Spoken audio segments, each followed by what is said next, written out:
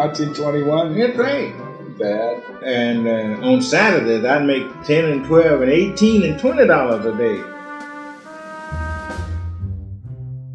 That's Fairchild being interviewed by Scott Ellsworth, a writer, historian, and Tulsa native. Scott has spent decades studying and writing about Tulsa's Greenwood district. And though we imagined that scenario with J.B. Stratford, the man himself was very real, one of hundreds of African-American entrepreneurs who helped make Greenwood one of the wealthiest Black communities in the United States in the early 20th century. You know, in Greenwood, there were 2 movie theaters, the Dixie as well as the Dreamland.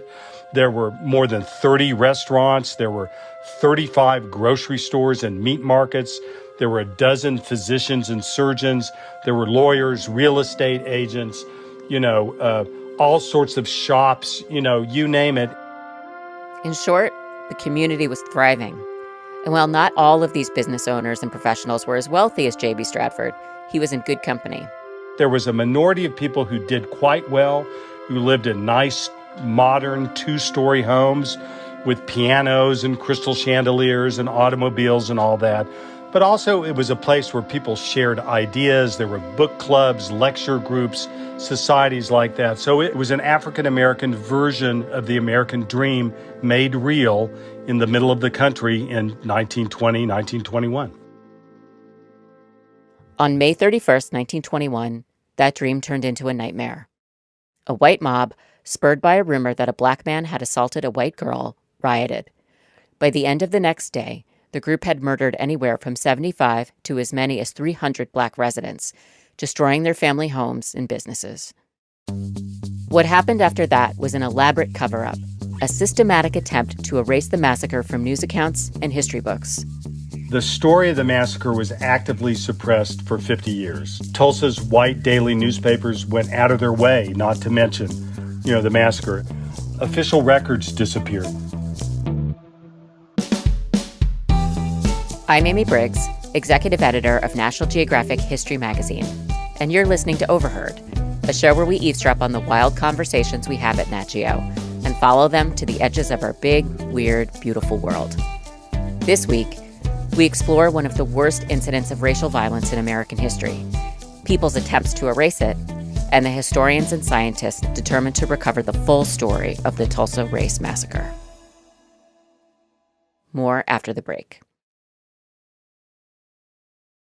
A little more than 100 years ago, Tulsa, Oklahoma was booming, thanks to the discovery of the richest small oil field in the world at the time, just across the Arkansas River. The industry attracted both white and Black residents, and money was flowing, as historian Scott Ellsworth explains. Blacks were not allowed to work in the oil fields, in the oil industry. But again, there was so much money. There were lots of jobs for African-American women in particularly, some men as well, working as maids, as domestic servants, as cooks in well-to-do oil mansions of these, oil barons. There were jobs for Black men as janitors, as cooks, as dishwashers, as day laborers, whatnot. And the pay was good and it was steady. Because of Oklahoma's Jim Crow and residential segregation laws, nearly all of Tulsa's African-American residents settled in a 35-square-block area of the city, known as the Greenwood District. So you have Black men and women going off during the working week, working in the white community, getting a good solid paycheck, and then coming back to Greenwood, but they didn't spend their paychecks in the white neighborhoods. They didn't go downtown to shop where they were being treated as second-class citizens, where there were other fears as well, too. Instead, they shopped with Black merchants. And so Greenwood and its businesses take off, so much so that years later it earns the nickname Black Wall Street. But among the most successful is J.B. Stratford, the son of a freed slave who went on to graduate from Oberlin and then Indiana Law School. The Stratford Hotel was one of the largest Black-owned hotels in the country, a massive structure with 54 suites, a dining room, pool hall, a saloon, and a barbershop. The property was valued at $75,000. Adjusting for inflation, it would be worth about $2 million today. The wealth in Greenwood was significant. There's no question about it. And it was stable. People were coming in all the time. Let's come to Tulsa. Let's come to Greenwood, and let's have our chance in this brand new town. While researching his book, Death in a Promised Land, one of the first on the massacre, Scott Ellsworth had to dig into what race relations were like before the violence of May 1921.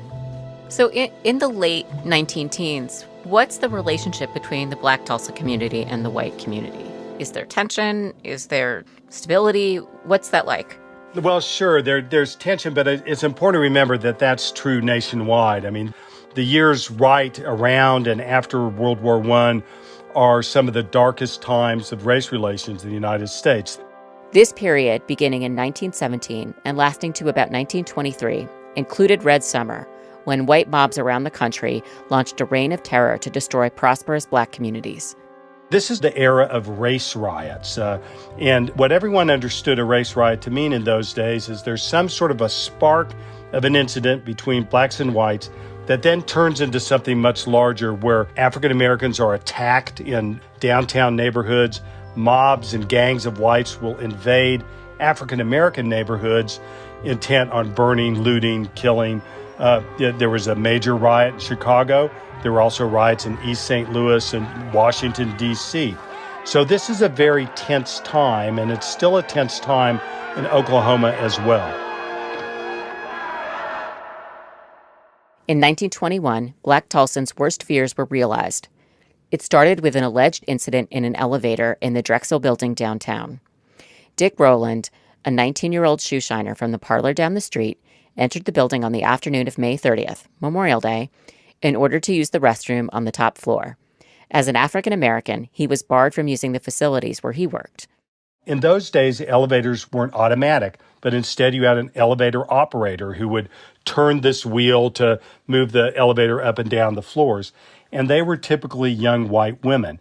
And the elevator operator in the Drexel building was a 17-year-old white girl by the name of Sarah Page. It's not entirely clear what happened that Monday, but historians have an idea.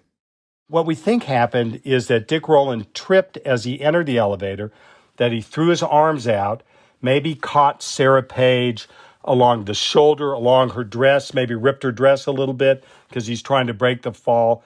She screams, and he realizes this is great trouble, and he just takes off and runs away. Most people who knew Dick Rowland, including Robert Fairchild, the young shoe shiner we heard from earlier, believed he was incapable of assault. But a white store clerk spots Rowland running from the Drexel building and calls the police. And the local white newspaper, the Tulsa Tribune, reports on it. In their first Bulldog afternoon edition, there was a front page article, which was this incredible write-up titled "Nab Negro for Attacking Girl in Elevator." They said that Dick Rowland had been seen stalking Sarah Page, but that wasn't all the newspaper had, because in this now lost editorial, it was titled "To Lynch a Negro Tonight." By 4 o'clock that afternoon, there was lynch talk already on the streets of Tulsa, and that soon leads to a mob of whites gathering outside of the courthouse with the express purpose of lynching Dick Rowland. Concerned by the editorial's call to action, a group of armed African-American World War I vets drive down to the courthouse that night and tell the sheriff they want to defend the courthouse. The sheriff tells them to leave. As they're leaving, an elderly white man went up to a tall black vet and said, "Where are you going with that gun?" The vet says, "I'm going to use it if I have to." The white man says, "Like hell you are, give it to me." A struggle ensues, a shot goes off, and the single worst incident of racial violence in America begins. Oh, wow. It's a snowball. Well, one thing after another. So after that shot happens, what happens next? So once that first shot goes off, it's followed by another and another and another. We don't know how many people were killed or wounded right there at the courthouse, but it was certainly more than one. These members of the mob, they then start fanning out through downtown to try to find, they don't care about Dick Rowland anymore. Now they're out to get any African American at all. It's this blood rage that's going through them. At this point, no one is safe. You have black workers who are janitors, dishwashers, whatever, who are getting off of work. They have no idea what's going on, who are gunned down in the streets. We know an African American woman was gunned down on South Boulder Avenue. That night, members of the white mob gathered to hatch a plan to invade Greenwood at dawn. We don't know how many whites there were, in the thousands. Whether it's 2,000, 5,000, we have no idea. They're in different groups on the outskirts of the African American community. We know that right after dawn, there was a siren that was heard, like a factory whistle. We still don't know where it came from. And once that happened, the white mob then begins this march into Greenwood and begins the destruction of the African American district. There are accounts of airplanes dropping fire on homes and businesses. What's your understanding of those accounts? So that's a really great question. It's one I've studied for a long time, and I think we know what's going on. Ellsworth interviewed a white man who recalled that back in the 1950s, he spoke with an aviator who claimed to have flown a plane that day. He went and commandeered, with another guy, commandeered one of these planes, and that this man lit sticks of dynamite and threw them out of an airplane. I don't think it was a lot of sticks of dynamite, but I think it happened. And when you have evidence from both the African American community and the white community that lines up, that's very, very powerful. But the reality is that Greenwood was destroyed on the ground.